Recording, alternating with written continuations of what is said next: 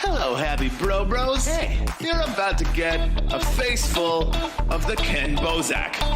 He's a mentor. That's what I heard. He's a connector. Oh, yeah. He's a brilliant leader. I've seen it. He's Ken Bozak. Oh, happy bro.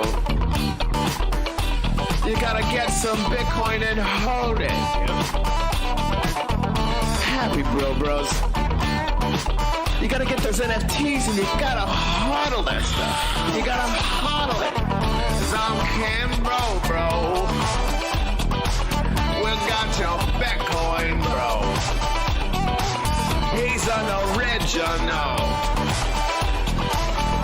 Buy some NFTs and hold them. How many times does he have to tell you? Going to the moon. We're going to the moon. We're going to the moon. We're going to the moon. Going to the moon. We're going to the moon. We're gonna get real high. We're gonna get real high. We're gonna get real high. We're gonna get real high. Yeah, we're going to the moon. We're going to the moon. Bro, we're going to the moon. Oh yeah, we're going to the moon. We're gonna get real high. Real high. Yep. Real high.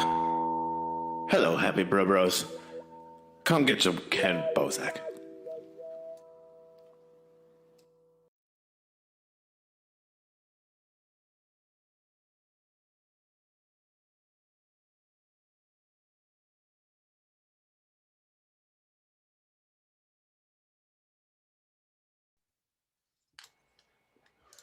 And we're live, bros. Hey, welcome to the show. Thanks for joining us, Crypto Powder, Roffler, Mr. Drumstick. Okay, you guys in the chat, much appreciated. Y'all got weird names. Look at that. I can't even say that one. Girl Kurtz. How goes it, bro? I know you. I know you, GK. How goes it? My co-host, as always, is with me. We have Nathan on the mic. And we have a... Check. Go ahead. And we have our guest, Carmen, aka Nerurite. Nerurite, right? Is that how I say it? Nerurite. I'm right. You're right. You're Nerurite. I love that. Thanks for joining us today. So yeah, I guess let's jump into it because I feel like it's sort of like running into a stranger at a bus stop. I don't really know who you are. You don't really know who I am. So I'm Ken. That's Nathan. Nice to meet you. Tell our audience a little bit about yourself. Yeah, sure. I'm an animator and a visual artist. Something kind of interesting is I'm also in medical school. So I do that regularly during the day. And then in the evening, I kind of make art and I also do illustration. So yeah, and my specialty with medicine is going into psych and pediatric neurology. Oh, cool. So I'm kind of interested in that area, and I think it's very reflective of kind of like the art that I'm working on right now because it's completely centered around mental health. So that's a little bit about me. I don't know how much you want to know about me. No, that's amazing. I'm not going to be like, so day one when I was born. No, my wife's in med school too. She's going to be a pediatrician. She goes to UNC. Awesome. Yeah, so that's very cool. Is there like any significant meaning behind the name Nerurite? I was kind of wondering. Yeah, so neurites are projections off neurons that create like new connections and things like that. So me wanting to be, going into neurology or pediatric neurology, I think that for me was like a big piece to it was like connecting that world with the visual world.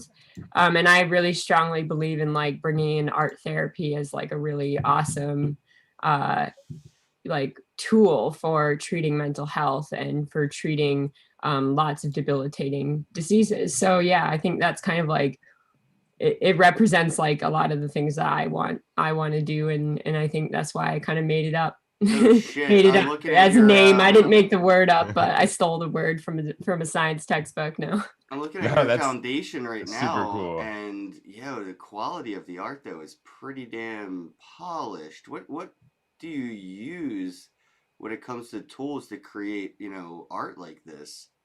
Yeah, I draw everything on Adobe What? Sketch. Yeah. And then I animated. This one was specifically animated in After Effects, even though I usually would do Cinema 4D, but a lot of the 2D stuff's a little bit easier in After Effects. So I basically just drew everything in layers, and then that made it easier to animate it. And then I did the music as well. Oh, there's audio. Okay, Yeah, there's here we go. audio for each one of them. Oh, that's kind of disturbing when the blood hits the floor. Yeah. Is that blood or a tear? I can't even tell. Tear. It's like a black tear. I guess Oh my god. like tear of darkness. A blood tear. Why does that crackle on top of it just really make me feel good? I don't understand. Right? But like that crackle, the white static on top of it. Yeah. I really Yeah, like it that. sets a mood. Yeah, I could feel it when I'm looking at it. Like, it would definitely feel different without that. Yeah. Yeah, I it's think amazing stuff. everything I kind of did in each of these pieces is very intentional. Like all of the items that you see in the piece have a meaning behind them, and yeah, so there's a lot of thought put into it, I guess. Yeah, it's very meaningful. Yeah, I and really like the in bed one. I feel like that most of the damn day, trapped in bed. Yeah, that one's one of the ones that sold on the first day, so that's definitely a well-liked one. Yeah, I can see that. I feel like that's something that resonates with most of us. That everybody's had the days where they're in bed. Yeah, so like I can kind of you have a Victoria piece here. I love that. I can explain you each of them if you want. Yes. Where do we start? Foundation. Absolutely. Yeah, Foundation. Yeah, Foundation has animated pieces, and then there's some artist proofs on OpenSea. So I have the invisible monster up for the audience at the moment. Okay, so that one is about like destigmatizing mental health, because quite often like you can't see the illness. So I think there's a huge lack of communication and understanding that happens between two people when one person has a mental health illness and the other's never experienced it. So I think that's really what that art is. It's showing a relationship dynamic of like a couple that's together, and the one girl has a mental health illness, and that is represented by the depression monster behind her. And then he can't see the monster when he's looking at her. And I think that's kind of like the premise behind that one. Yeah. I've been in a relationship where I feel like we each had our own monsters. Yeah. And made it a lot harder to acknowledge the others, Yeah, it's hard. It's also hard when you both have mental health problems, because your monsters are not friends. Yeah. Yeah, that is true, actually.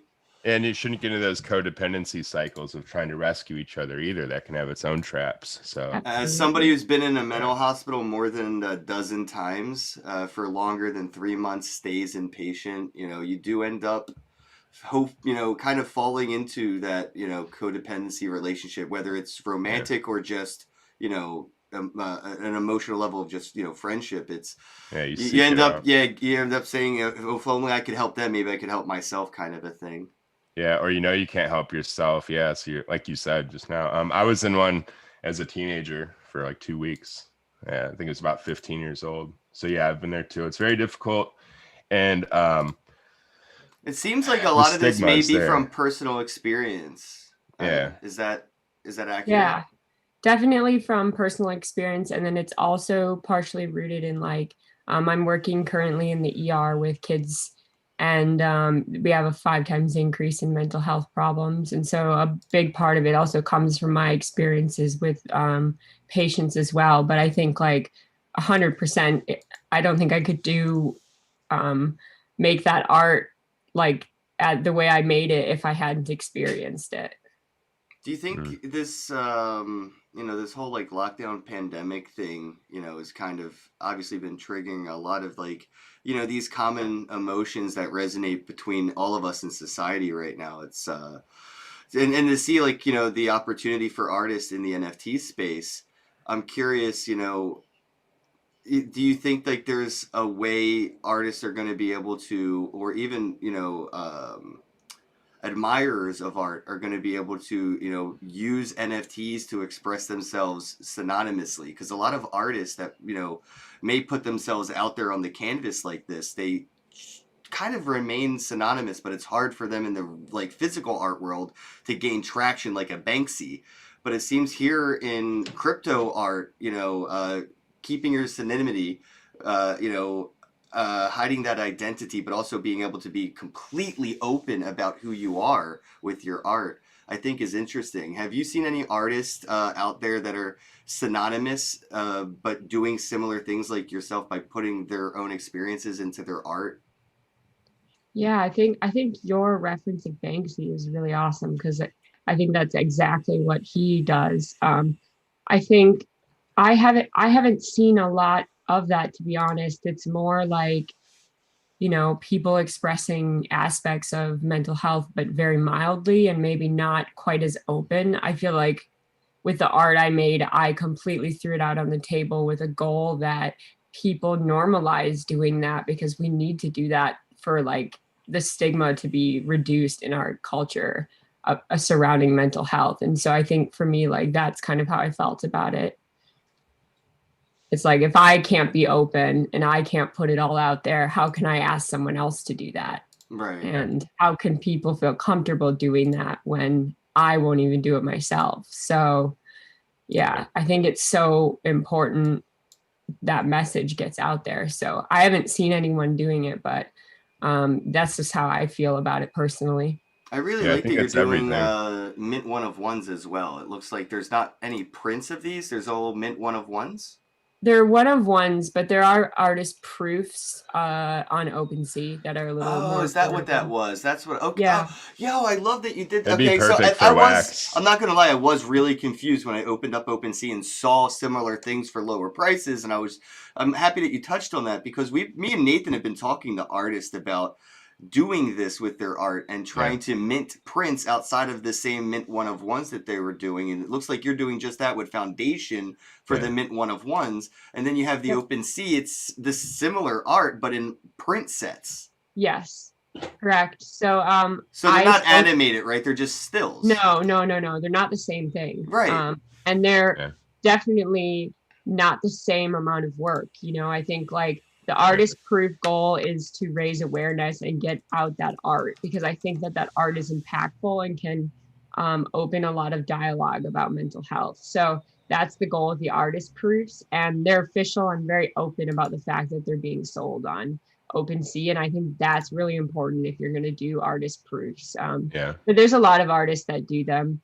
And then the pieces that are on Foundation, like, not only, are they animated and have music, but they come with a fine art print. They also put you into a raffle to get my character sketches and the process sketch for the whole project. And then they also come with an unlockable that is like the process sketch for that piece.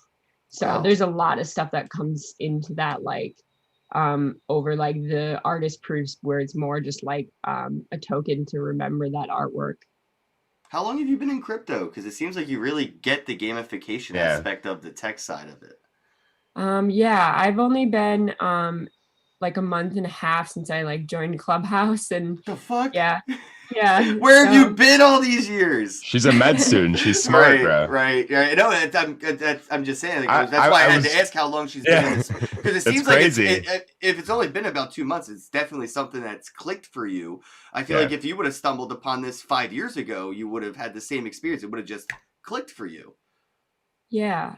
I've also spent a lot of time before I put this art out, like making sure I understood the space, asking lots of questions to make sure like what is appropriate and what isn't.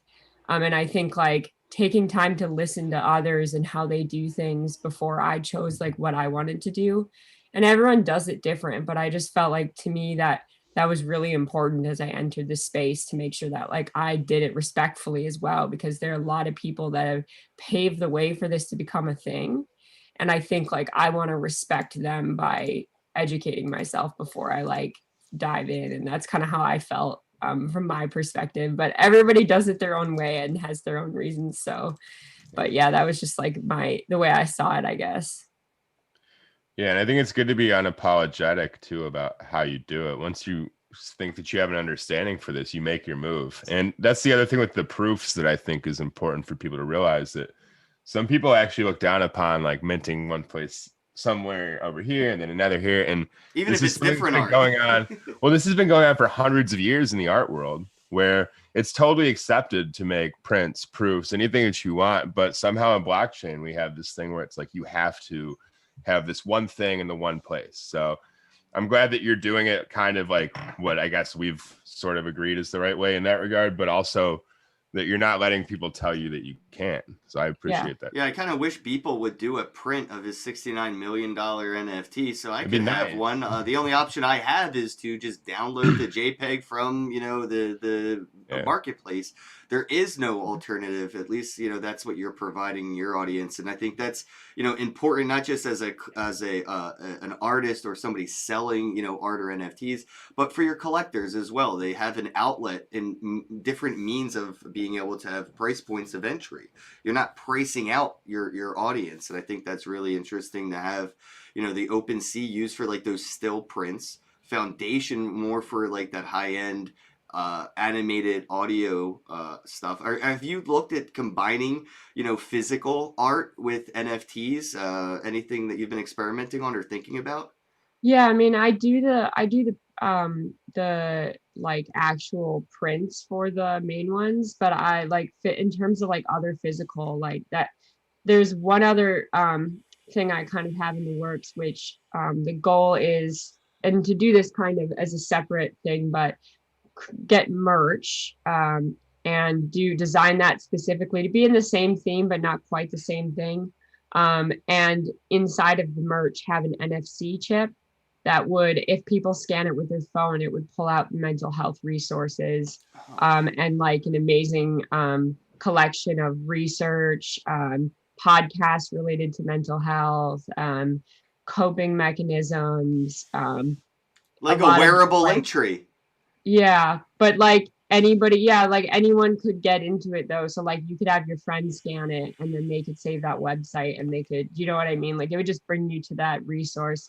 And then also to do them, do like a merch set that scans to the NFT as well. But that would be more limited and like comes only with the NFT, and it would be something special and different. That's so like, you could, yeah. That's like really wearing your heart on your sleeve if you think about it. Yeah.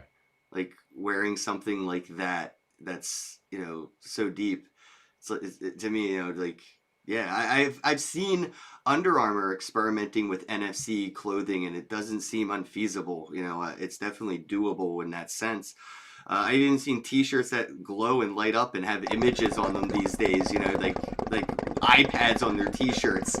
So I could definitely see something like this completely working out for you, especially if you looked at NFTs. Or NFT shirts or whatever. I forget what they call them exactly, but you know what I'm talking about? NFT shirts. Yeah, Joel and Travis from the Bad Crypto. They have NFTs, and if you buy an NFT, you can actually get the physical shirt that the NFT had, like on the T-shirt. It's like, oh yeah, but you have to buy the NFT and then you get the T-shirt, which I think is pretty cool. Yeah, it's cool. I think that's how I'd want like the special ones that I do that are just connected to the NFTs, like. Because then you can show off your NFT to people because they can scan it with their phone and it pulls up the NFT and they can look at it and just go, oh, wow, that's cool. And I think that's kind of fun because like, that animated piece would come up and it would open a dialogue about mental health like on the spot. And I just think that would be awesome. Yeah, I love the idea of making it kind of like a massively available resource for people. I'm involved in a project too that's doing not something, it's kind of on the other end of spectrum of emotions, but the idea is to create this resource that's readily available and accessible and understandable too for people. Yeah, that's awesome. And art Yeah, I bridges think, that gap too, right? Like there's yeah. this, does it seem, at least where you're coming from, to bridge the gap between like this massive wealth of knowledge that kind of like trying to drink from a fire hose with a straw thing that medical school is, and then like translate it to the art world? Like, does Yeah. the art do the speaking for a lot of the stuff that you're doing? So you don't have to Yeah, explain I it yourself? mean, definitely does, but also it is really difficult. Like, I think this pandemic's been especially hard because I see a lot of people on the internet reading an article and like putting information out there like they're an expert. And I think like it's really hard to watch people take articles that I know are horribly designed studies and use that to scare other people about. And I'm not talking in pandemic sense, but like even just with mental health. Yeah. And so I think like being able to like share really good sources of knowledge and really good sources of research that like, we agree in the science community are well put together studies that come out being extremely significant in terms of their results. I think like that is so important to like have a source of really good information, and it's so far and few between. Is this the future of education then? Ooh. In some ways? Education and NFTs. We're going back to hieroglyphic education, right? Learning from images and interpreting Yeah. in our own ways. I mean, that's how education originally, started, was from interpreting the knowledge, not just by accepting what you're hearing for what it is, but taking that and digesting it as an individual. And that's, the more people we have with individual perspectives with information, begets better knowledge. But those that Yeah. don't question that information and take it as it is, we don't see much evolution. And we've seen those, moments in our history where we have stagnant periods from decades to centuries because we don't, question the education that we're given. But as soon as we start to, and I think what Nathan's touching on here is with what we're seeing with NFTs, it's really like the silver lining of it is educating the masses about finance and money and self-sovereignty and being their own at everything. When you're an artist, you're now your own auction house, your own gallery, your own everything. When you're not an artist, you're your own bank and you're your own teller and your own security guard. It's taking on a lot of responsibility and taking it and running with it in your own direction. And to see the people from the herd mentality running in that one way to split off and branch at what we're doing now, to see where this could go in 10 years is, nobody can predict this. Right now we're in this weird precedence of a paradigm shift that's like, again, the only thing I can ever compare something like this to is the Renaissance. This to me feels very similar, even though I didn't get to live it. I feel like I'm getting to now. Well, and something similar about this movement that you could compare to that is that whole saying about like a picture is worth 1,000 words. So if the person designing the picture, if their 1,000 words is super intelligent, that picture is going to have a lot to say. So like, that's what's super interesting about, people like you getting involved in this, is like, now we're getting more educated, intelligent voices that actually have something to say, illustrating this in a way that's beautiful and palatable and easy to understand. It makes it probably a lot easier to reach people just generally, Yeah, I imagine, we brought this up with other artists as well. And I think since, you're fairly new, but seem to have grasped the concept fairly freaking well. Absolutely. I think it would be an interesting topic to bring up here and see what your thoughts are on artists that have, lost art and how that feels as an artist to lose things that are, even to a buyer where you don't know where it went, it's never seen again, or it gets lost in the mail. All of these things are kind of null and void now that we have this technology to really utilize. Some artists that I've talked to throughout the years before NFTs even, I've hosted art events all over the country, and artists that I've talked to that like lost their stuff traveling to the exhibit to display it, and just it's like losing a child. I've seen it in their eyes, and I've witnessed it emotionally. But now knowing as an artist yourself, the way that you're preserving it, it's immortal. There is no water damage that could, destroy your art. There you don't have to worry about somebody buying it and hiding it in their basement because it's still on the blockchain. I can still see it even though I can't buy it. I feel like that's for lack of a better word, it's beautiful, right? It's immortalizing your art. It's like giving birth to a child that can live forever. I'm curious, like, where you can see this moving forward, where artists may now be more motivated for the longevity of their art rather than the financial side of the gains of their art. Yeah, totally. I think that's a huge piece of it. I mean, like, we absolutely like. Sorry, we got a super chat, and this is like routine. Sorry. Thank you, Adia Explorer. Thank you for the money. Oh, nice. We have to do a. They pay, I smoke. I'll join in.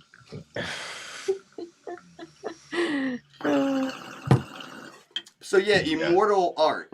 How does that like make you feel? So yeah, like permanent art, I think like the power of it to be able to continue to impact people, I think that's huge. You know, like you said, people will still go back to visit that. Collectors will show off their artwork. Where like an fine art collector isn't going to bring it's a big thing to plan bringing an artwork, a really expensive artwork, to an art show to show that off. Like there's so much that can come into play. Like you said, it could get damaged in the process. And there's so many other ways that you can damage artwork, physical artwork. And digital artwork, your hard drive can crash and be completely deleted. You could lose files. Your whole Dropbox could get deleted. And like, this is like beyond that, you're not going to lose this artwork. And that is so powerful when you make artwork that has a really strong message, because then it's out there, it stays out there, it keeps getting seen, and it creates a greater impact. And I think artists are going to be absolutely more motivated by that, because that is a good feeling when your artwork is doing that. If you can inspire somebody or someone feels touched by your artwork, that's way better than someone buying your art. You know, someone buying your art feels really good in the moment. It's very validating. It makes you feel like, okay, I'm doing the right thing, and people, but like having people even just be inspired by your artwork can be even more impactful than the excitement of someone buying it. So I think absolutely will encourage people to do more art for themselves. I think that's going to be the real bull run kickoff for artists into the NFT space. Not so much people making 69 million, because most artists are pretty, self-aware to the point that they're probably going to be starving. Like, this is a passion, career, not so much a financially driven career. So I think, a lot of people right now are seeing that, people FOMO, but I don't mean this to be disrespectful, but I don't think they're even real artists, bro. Like, if if you're only making art for money, it's hard to say that you're a real about artist, money, right? Like, only about money. There's hard. No like actual expression that we can feel. It's like just totally, man. So to see like real artists being motivated and not discouraged, saying, "Oh, I guess my art's not worth 69 million, so it's not worth immortalizing on the blockchain." I don't see that being the case. I feel like every artist thinks their art is worth living forever. No matter what somebody's willing to give them for it, because they made it. What I think is going to be really interesting, though, is to see the game theory side of it. We're seeing a lot of counterfeit art, a lot of stolen art, or even stolen valor, right? Somebody will claim to have collaborated with somebody and work on an image of their face, or just throw their name in the metadata. Have you had any experience with that yet, or have you thought about how you may have to handle that if it comes of people like counterfeiting your art? Yeah, that's a hard one. I think that is probably one of the more stressful things I think about, is somebody like stealing your artwork and how that would make you feel. And at the same time, I'm also like, if people took my artwork and spread it, then I'm not sure that I would be as mad, because my overall goal is to like increase mental health awareness. And I think like, for me, it's a little bit a strange one, because I'm like, on one side of things, I'd be annoyed if someone stole my art and said they made it, or like, put it out there. But if it was getting out there and it was being used in the way that I want it for a message, I would feel conflicted. Now, if it was someone putting it out there to make money, I would be pissed because of the fact that I don't want to see people price like going after crazy amounts of money at the expense of getting that message out there. And so that's, I think, why I would be upset. Not that it was like income I missed, but like that someone was taking advantage of that and whatnot. And I think like for me, like my prices, the reason they're higher is because I'm also raising money for charity. So it's like I want to make sure that the charity gets out of it, you know, the same amount that is worth putting the time in and things of that such. So yeah, I think like I would be really upset if I saw that. Oh, we got another super chat. Says, I love this episode. Shout out to you, legends. And you know what that means. You had to say you would join us. You started a whole thing. They're just going to throw money at us all day now. Just go buy her art. Yeah, buy the artwork. Quit super chatting us and spend it there. And it just didn't occur to you to do that instead. Because you already like it because it's awesome. Okay, that was amazing. You'll get a retweet and a shout out. Definitely. And you mentioned something that you provide a like utility with your art. I thought was interesting too. That I think counterfeiting wouldn't be able to provide. Right? You can do the prints that inspired the digitals. You can do the collaborations that I think you mentioned as well. Right? So there's a lot of features that you would provide to your art that a counterfeiter wouldn't able to be, because of goods and services, right? I could sell you a McDonald's cheeseburger, right, from McDonald's, but I couldn't give you the experience you'd get from walking into an air-conditioned building, standing in line, paying at the register, and getting your French fries. Right. That experience, I can't give you that, but I could sure sell you a McDonald's cheeseburger and say it's from McDonald's because it is. I stole it or bought it, whatever. I'm, bootlegging. But that experience, I think that you're offering the utility as an artist is interesting. A lot of projects will offer this, but I don't see many individuals getting involved with giving themselves with their art, right? I think the first person that really kind of put this on the mainstream, I think, may have been Lil Yachty. He did like an NFT where if you bought it, he'd collaborate with you or do a Zoom call or, do some stuff. So there's some utility to it. I think that key that you added to it is what really disincentivizes counterfeiting to begin with. Because it's not just the art. It's also a lot of those, unlockable content that you're providing as well. Yeah. Yeah. And I think like, when I had my drop party, it lasted 9 hours because everybody was coming forward and sharing stories that meant so much to them and had impacted them and stuff that they hadn't been able to share in Clubhouse before. And I think like the power of watching people come together and talk about those things and be in a safe space where we support each other. Like, to me, that was like why I think that this has been like wildly successful. And I don't look at how much art I've sold and say, okay, this was successful or not. It was like, I had a 9-hour drop party and I had to close it with at least 50 people in the room. And like, the only reason was because it was 5 a.m. for me. And I was like, I need to go to bed. So I think like. You had a conference. That was a full conference. Yeah. That's when it becomes apparent that it's not about money. It's actually about the message. There's a movement behind it. Proof. Exactly. Yeah. Yeah, and it proves something to you as an artist that even like, because it is harder to sell artwork for everybody right now. Mm-hmm. And this shows you that, that part doesn't matter because it's still, performing. The objective is being reached by the artwork. You're attracting people. Healing is going on. People are educating themselves. It's beautiful.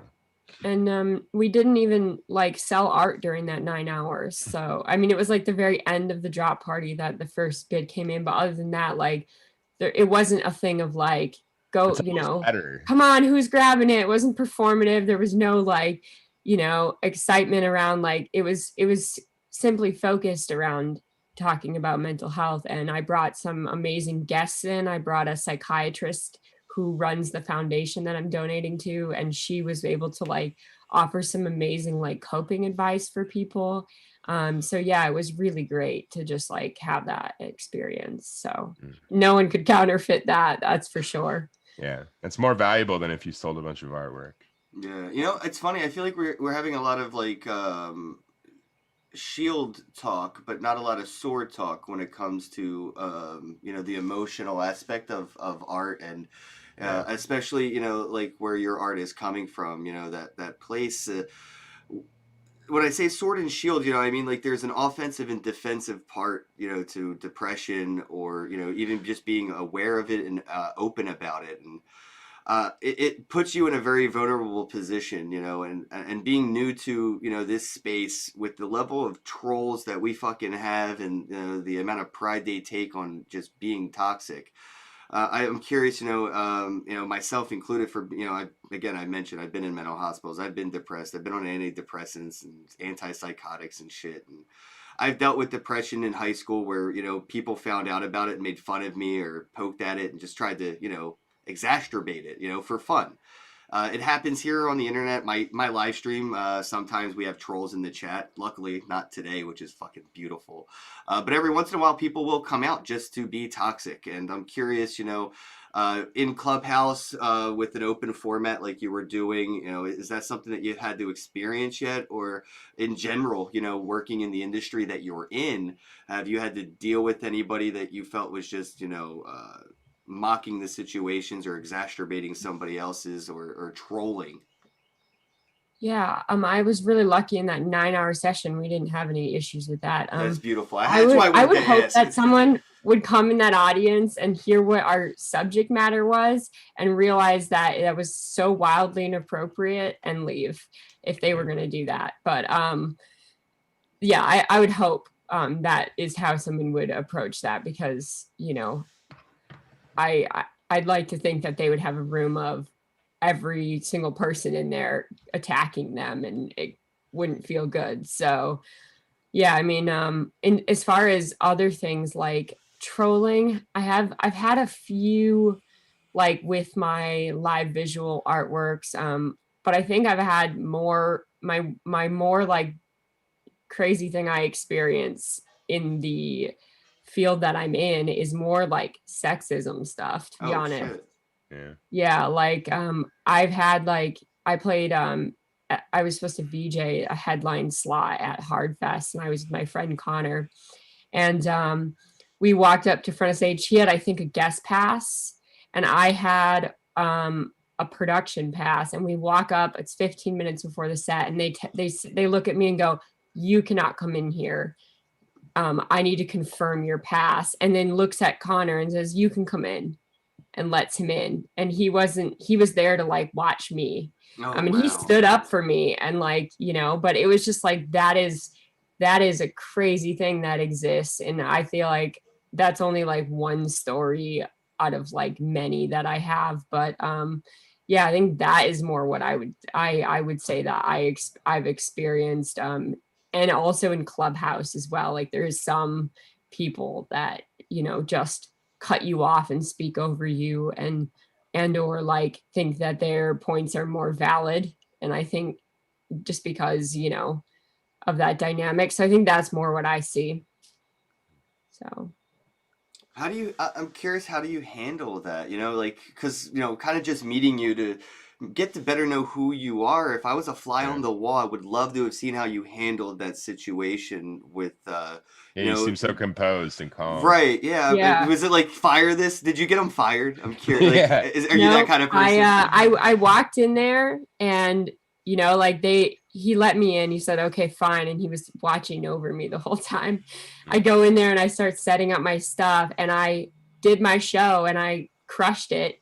And I didn't say anything else. And he comes up after and he's like, "Wow, that was really amazing." And I'm like, "Thank you." And I walked away, and that's how I handled it. And I'm not saying that's the right way to handle it, but it works for me. I just let it go sometimes. And I think in the end, like, to me, it's not gonna accomplish something if I freak out or make a scene, because then it will just validate his whatever opinion he had of me prior to it, So, I mean, and I'm not, again, saying that that's the right way.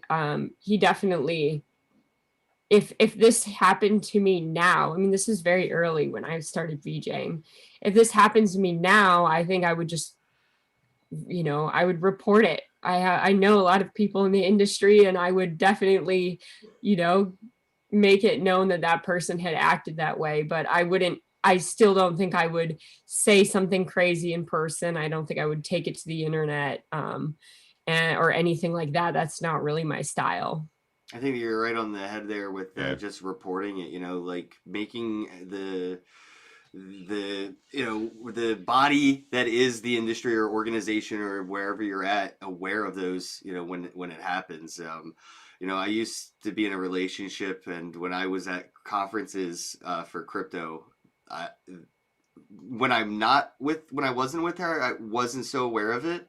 But when I brought her along with me, it was a lot more obvious of that. Just in that, everywhere we went, it was just way more obvious and apparent. And so yeah, it's and she handled it pretty much the same way you did, just by like letting somebody know, like this, you have somebody over here just profiling in a sense, right? Yeah. And you see that in medicine a lot too, where you're from.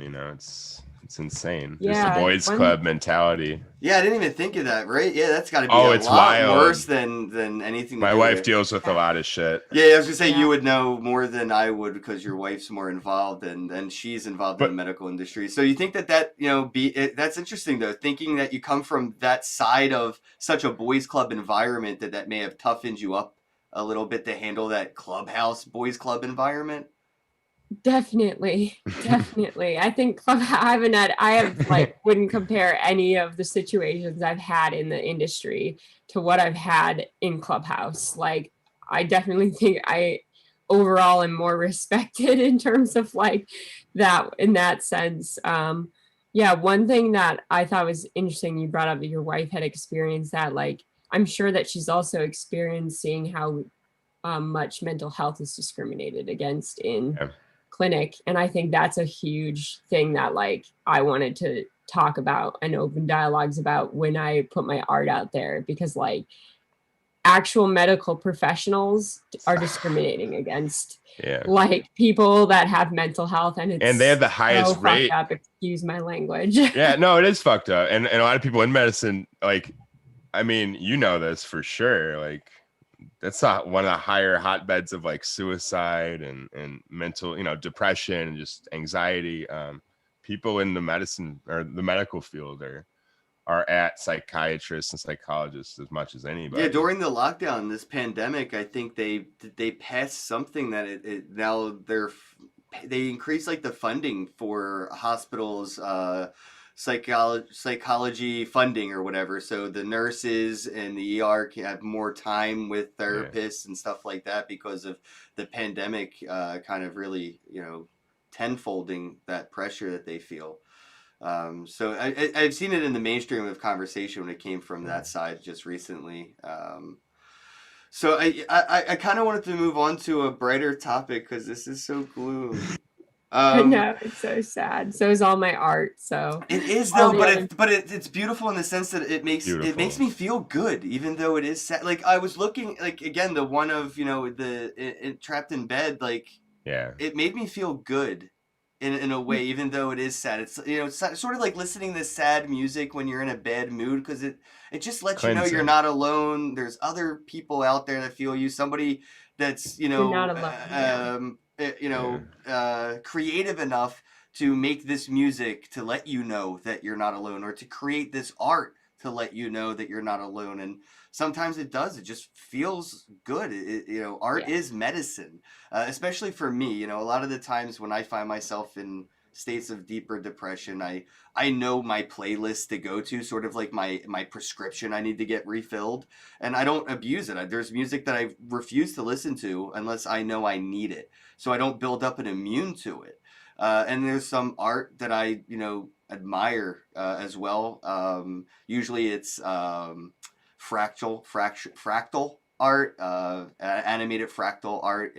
For some reason, just listening to some music and staring at that just gives me a chance to just like unlock some things and move them around, mentally and emotionally, and just clean up the clutter, and I feel like, the art that you're making, it may be sad, but it makes people feel good. It made me feel good to look at it, just to see it, it felt good on the eyes. And then again, to just be like, that resonates. Like I've definitely felt like this, and to see somebody talented enough to like let me know that they're with me on that, with more than just the words that I could use to portray that to you right now, it means a lot, you know. And I'm sure that that's why, you know, that Clubhouse went on for so long, is, you know, that it resonated. I'm curious though, Yeah. are you thinking of maybe trying to gather a collective, you know, with like that group that you may have, you know, gathered here? Is this like something that you may do as a collective with multiple artists, and try to, you know,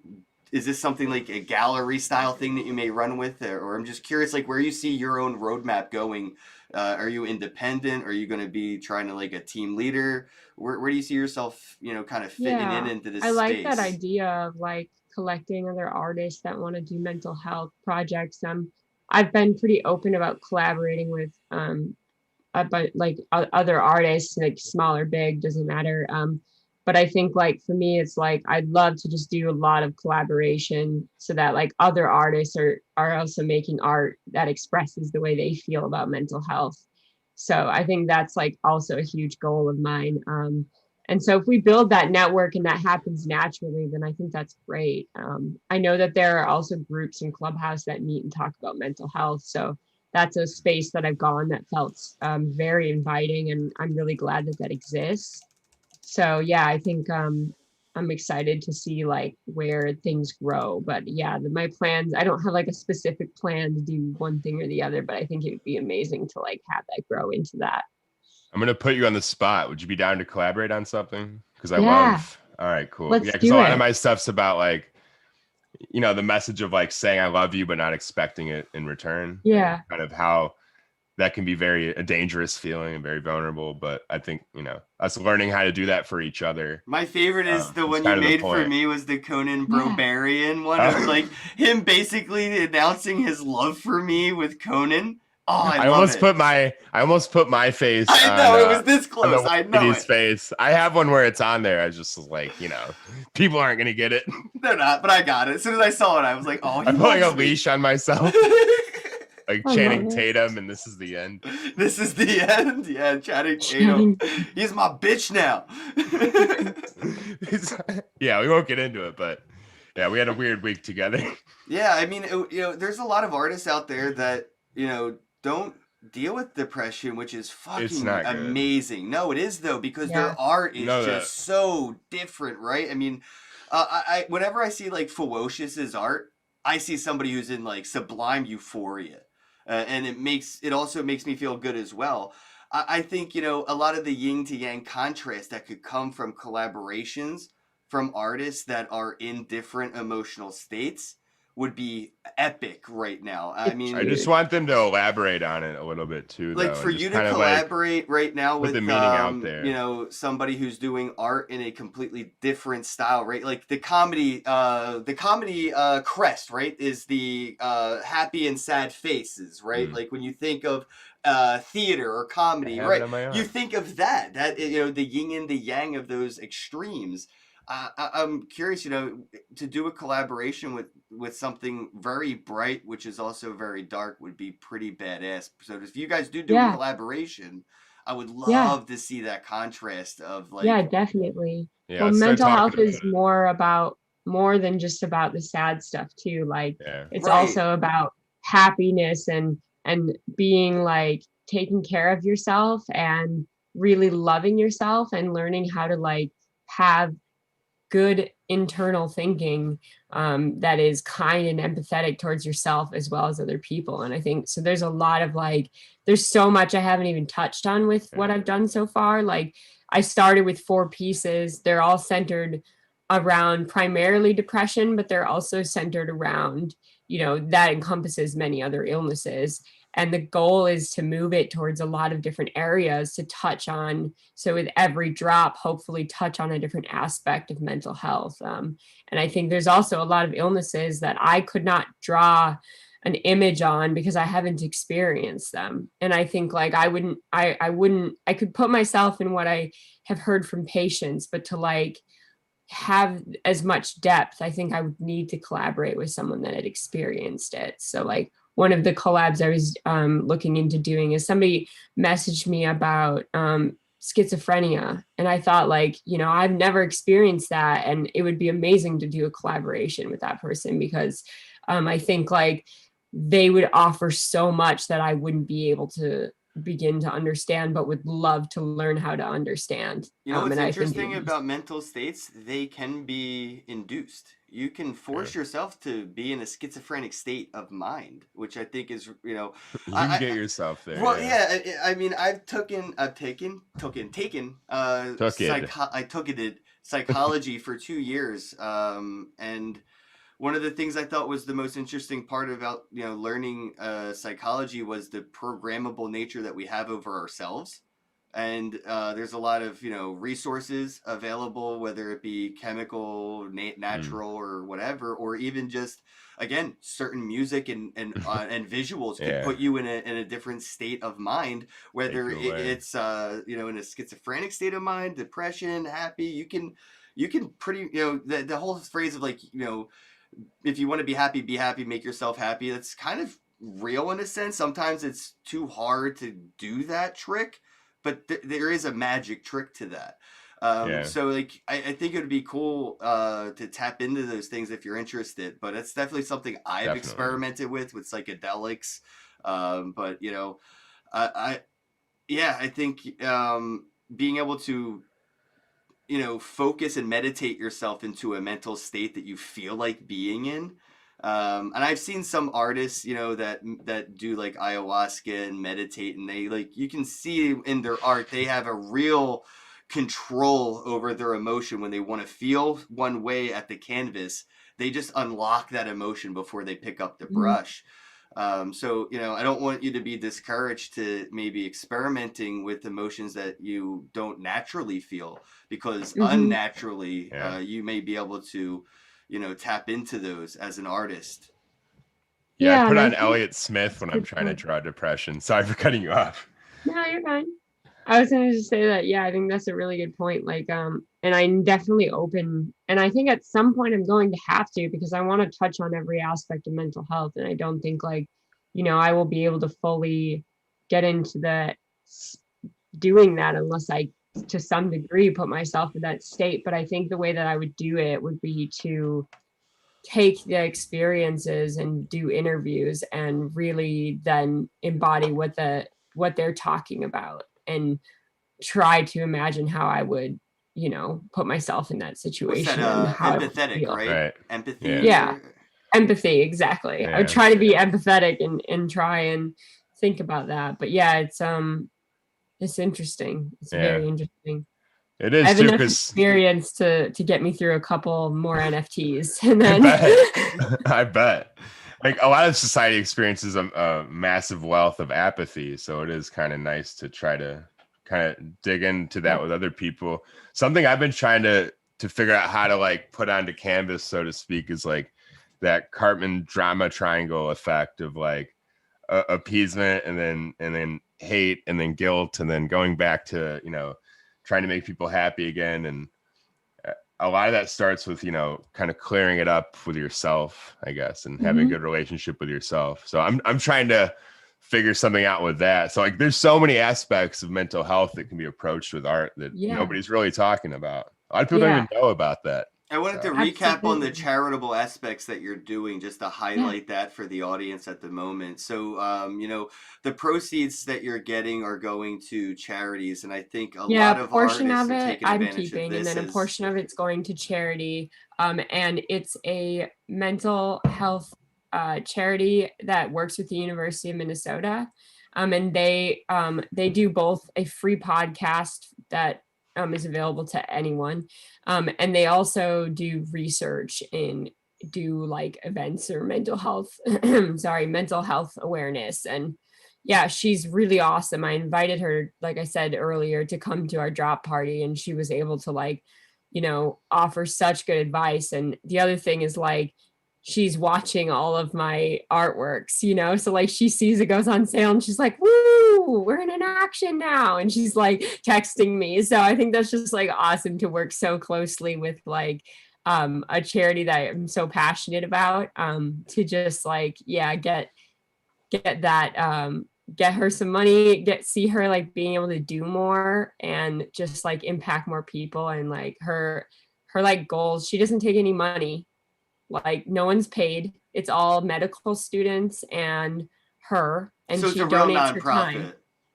for this. Yeah, it's like, nonprofit, but also like sometimes nonprofits have to pay their staff. There's no paid staff. Like, and so yeah, like I know 100% of that money is going to a really good place.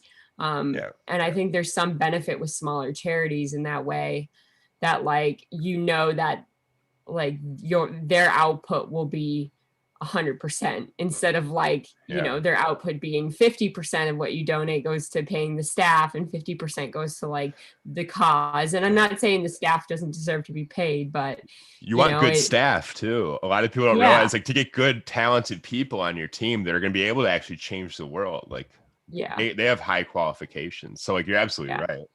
Mm-hmm.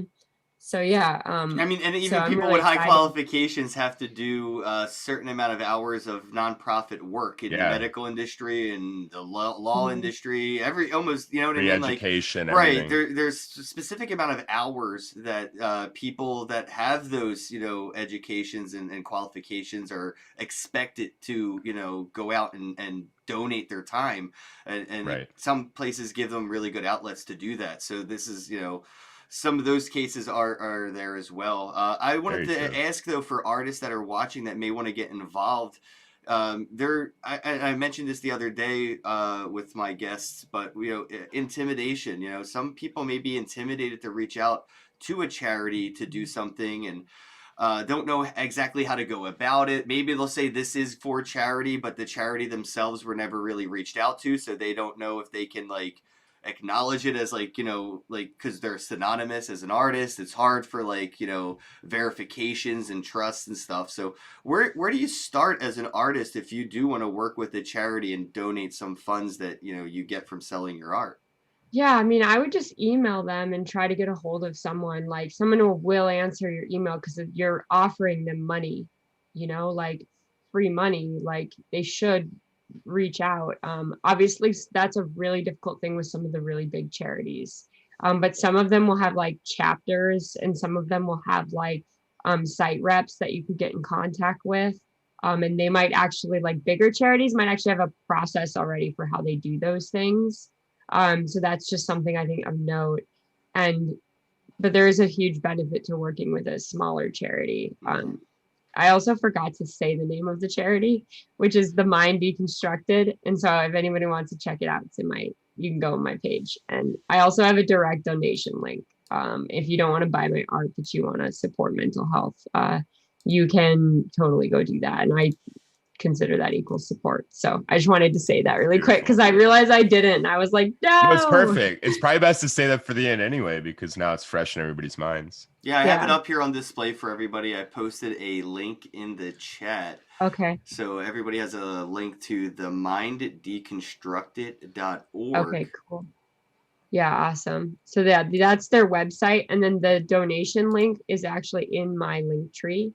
And I also told the foundation to put the same Linktree link in their Twitter. So if you find them on Twitter, you can also donate directly to that link if you feel more comfortable. It's the same exact link that's on my Linktree, though.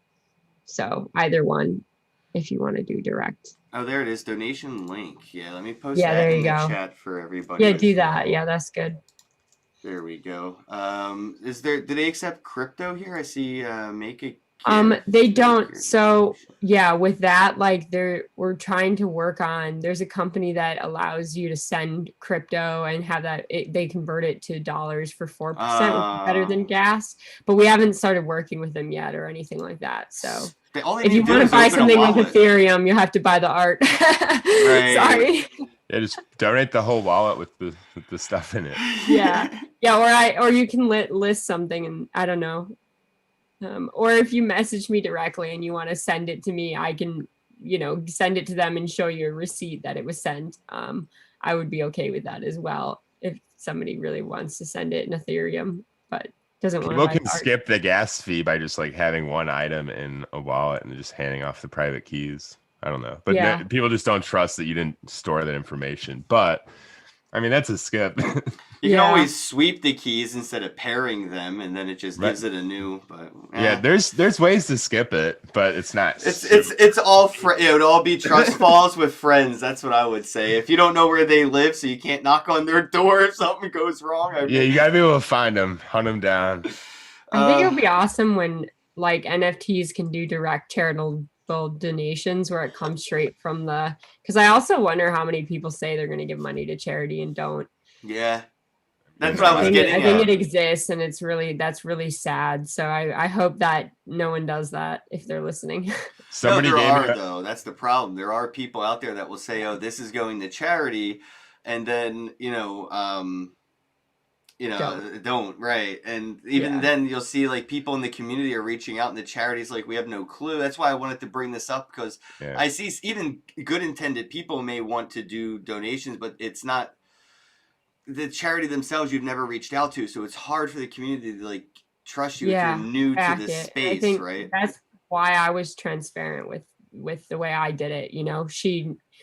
I educated her on crypto art and what it is and what NFTs are and what fungible means, and like so she could learn a like base level to understand what we were talking about, and then showed her Clubhouse separately and like taught her how to, that you need to mute your mic and all this stuff. And like, and then brought her into the space and then also sent, she has all the links and watches how well the art is selling and stuff like that. So she knows how much is coming in. And I was transparent about how much foundation takes and the cost of gas prices and explained her what gas prices are. So I think that's important, like, because there's a lot of charities that are never going to have heard of what crypto like art is. And so I think that's another thing. If you're going to reach out to a charity, like be prepared to spend some time to do those things as well. Yeah. Their first episode was on my birthday. Huh. Yeah, I was looking at their Everybody website. knows Ken was born on 420. Yeah, no. November 1st, All Saints Day. Oh, wow. 2020. Nice. Most recent episode. I'm sorry. I don't see anything before or after it, so I assumed it was their first. But yeah, they have a November 1 episode here on their podcast. Yeah, you're creeping on it. It's really good. It's a Q&A thing back and forth. One of them's a lawyer, and he asks questions to her, and they're like brother and sister. And she's the psychologist, and she talks about. It says Psy Charity. Oh, I love fun words. Yeah. She's the American Board of Psy Charity. And neurology certified. She's a badass. I just like that they called it Psy Charity. Yeah, Psy. They call it Psy, and that's like I'm on the board of our psych board or whatever for like the school, and they call it the psych sign. Oh, he was a Marine. Yeah, I'm looking at his face and I'm like, that dude. That dude definitely served. That's a combat fan. Yeah. So it says former Go kick Marine. your ass. This is really interesting, guys. Go ahead and check out the minddeconstructed.org.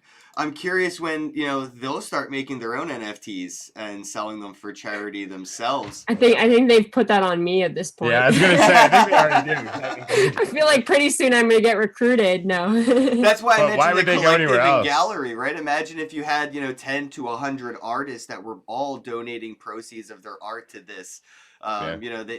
This is the thing that, I mentioned with the paradigm shifting part of it is we don't need the Red Cross anymore. Like, we really don't. We don't need banks. We don't need the Red Cross. We don't need, the auction houses like Christie's. People totally proved that point. He doesn't need Christie's anymore. He's his own Christie's. People want to be on his auction. So I think that, where we're headed into this, world of crypto and blockchain and all that, it's really bringing us back together as a community and making those charities more obsolete because we have direct lines of social help, right? We don't need to give money to the Red Cross, but we love the gamified charitable aspects. And I bring this up all the time whenever you're at like a pancake house. If they have a charity event running, you can get like a sticker with your name on it and you can put it on the wall. So every time a customer walks in, they see all these stickers on the wall with people's names on it who have given to charity. And to see that level of gamification coming now to NFTs with art and artists and like that outlet of being for good. I just, and the incentive there, the more artists that do this see it and they see, well, buyers care, right? If like you're donating money to a charity, it helps me feel better about buying it even at that price range, because it knows that that's going somewhere else, not just, so I think that's encouraging more artists to get into doing more charity work. More charities are interested in getting into crypto art, which kind of breaks the paradigm that we've seen, with charity organizations. So, we not only are being our own banks or being our own auction houses, but now we're being our own charity as well. Yeah, absolutely. Absolutely. So hopefully I see a lot more artists that are able to to me, as a visual artist, I never made enough money to be able to really do a ton of stuff with charity. The production company that I was working with, we did a couple of charitable events, and that was great. But I think this is such a really awesome way to be able to give back, and even when you're a smaller artist. And I think that's so impactful, because you don't have to be a pop star to make an impact in charity. And I think that's something that the NFT world offers us. That's amazing. Absolutely. I appreciate you coming on the podcast. Thank you so much for scheduling. Feel free to come back on anytime, especially if you have another release or drop or anything. Yeah, when I do another drop, for sure. Yeah, or just want to come talk mental health stuff. People always seem to hear it, so feel free. Yeah, this has been a very different, topic of conversations along the same genres that the podcast, usually goes with. So, this was a great fit. I appreciate it. The audience really enjoyed it. I can't tell you how many kind things they've had to say about you. There's a lot of love going on. Yeah, a lot. And thank you to everybody who tuned in. I have the link right there in the chat, so go ahead and check out theminddeconstructed.org, as well as the link tree here I posted. I'll go ahead and post that one more time before I wrap things up. That way you have it fresh on the feed here. Go ahead and check out all of the links. And as always, have a day. Have a day. We love you. Give me 1 second, and we're out.